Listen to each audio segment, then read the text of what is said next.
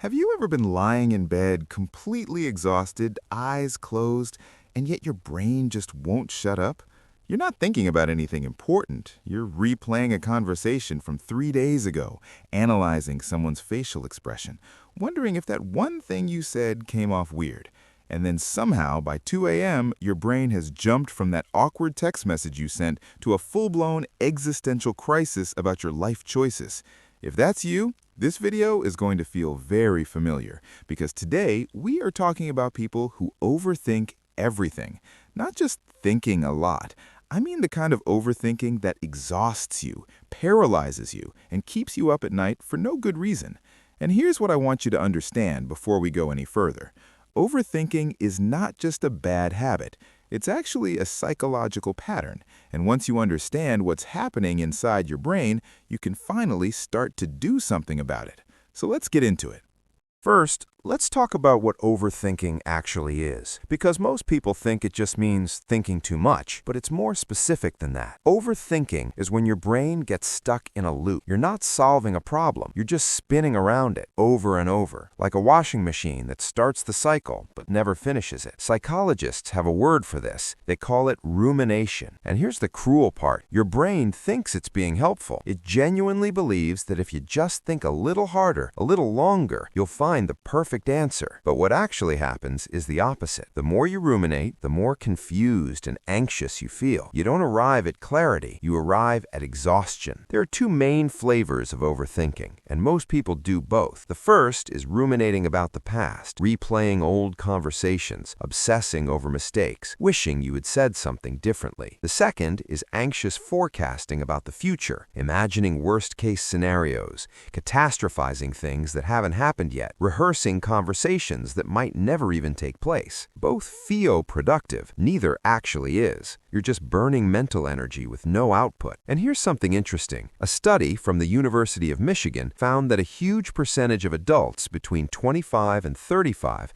identify as chronic overthinkers. So if you're watching this and nodding your head, you are not alone, not even close. In fact, many overthinkers are some of the most intelligent, sensitive, and self-aware people around. The problem isn't that they think, the problem is they don't know when to stop. Let me paint you a picture. You send your friend a text. Nothing serious, just, hey, you free this weekend? And then they don't reply for a few hours. Now, for most people, that's nothing. They're probably just busy. But for an overthinker, those few hours are a full-length emotional documentary. Did I say something wrong last time? Did my message come off as needy? Should I have added a question mark? Are they annoyed at me? Oh no, maybe they're annoyed at me. And then your friend replies, yeah, sounds fun. And suddenly, everything is fine. But you just spent 3 hours in a spiral for absolutely no reason. That's overthinking in action. Or here's another one. You're about to make a decision. Could be small, what to eat, which gym to join. Could be big. Should I take this job? Should I move to a new city? And instead of just deciding, you go into full research mode. You make pro and con lists. You ask 5 different people for their opinions and get 5 different answers. You read 17 Reddit threads at midnight, and after all of that, you either can't decide at all, or you decide and immediately start wondering if you made the wrong call. Overthinkers don't just make decisions, they put every decision on trial. And the worst part? Overthinking doesn't stay inside your head. It leaks out into your whole life. Your sleep gets wrecked because your brain treats bedtime as brainstorming time. Your confidence drops because you second-guess yourself before you've even started. Your relationships get harder because you're always reading between lines that aren't even there. Someone gives you a one-word reply, and suddenly you're building a whole theory about what they really meant. It is exhausting. And the saddest part is that most overthinkers know it's irrational, but knowing doesn't stop the spiral.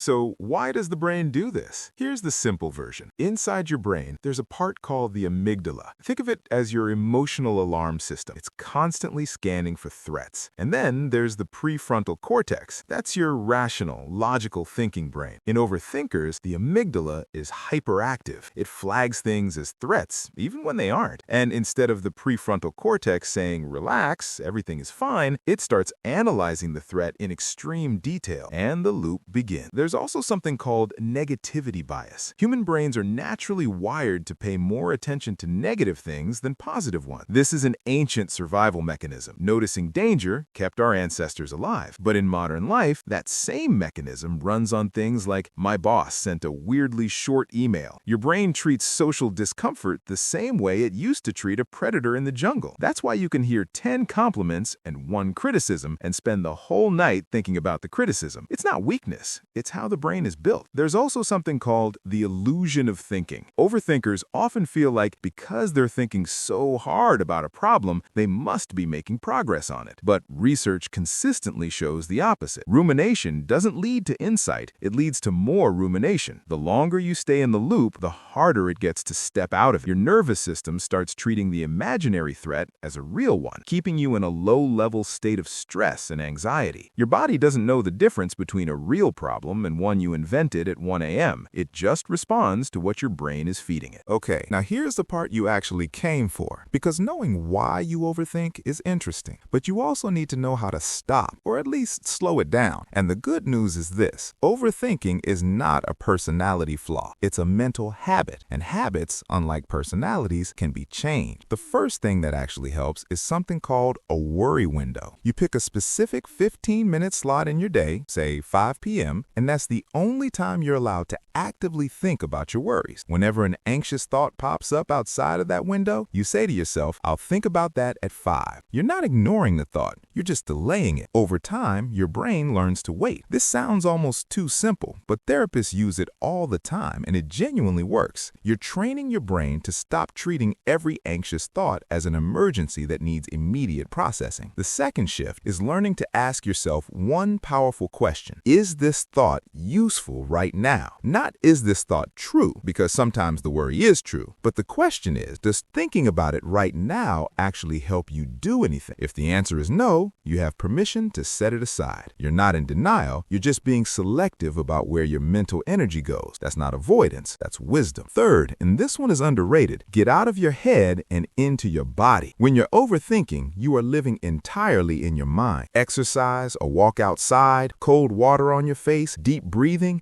these things work because they pull your attention back into the physical world. You literally cannot be in a spiral and be fully present in your body at the same time. Movement is one of the fastest ways to interrupt a rumination loop. It's not just advice, the science backs it up. Physical activity reduces the stress hormones that fuel anxious thinking. And finally, learn to make good enough decisions instead of waiting for the perfect one. Overthinkers often get stuck in what researchers call analysis paralysis. They think that if they just gather one more piece of information, they'll find the perfect answer. But perfection is a moving target. At some point, you have to accept that most decisions don't have a perfect answer. They just have a decision. And a decision made is almost always better than no decision at all. The more you practice making smaller decisions quickly, the easier it becomes to trust yourself with the bigger ones. Before I wrap up, if you're finding value in this kind of content, go ahead and hit subscribe. Every week, I break down psychology concepts like this one in a way that's actually easy to understand and apply to your real life. No jargon, no fluff, just the stuff that actually helps. And if you found this video useful, share it with someone you know who overthinks. They probably need to hear this more than they'll admit. Here's the thing I really want you to take away from this video. Overthinking doesn't mean you're broken. It means your brain cares. Maybe a little too much, a little too loudly, but caring is not the problem. The problem is the loop, and loops can be interrupted. You don't have to silence your mind completely. You just have to stop letting every anxious thought become a 5-hour investigation. Start small. Use the worry window. Ask yourself if the thought is useful. Move your body. Make the decision. And then, and this is the hardest part, let yourself be okay with imperfect. Because the truth is, most of the things you're overthinking right now, they will not matter in 6 months. Your brain just hasn't gotten that memo yet. Give it time and give yourself some grace. I'll see you in the next one.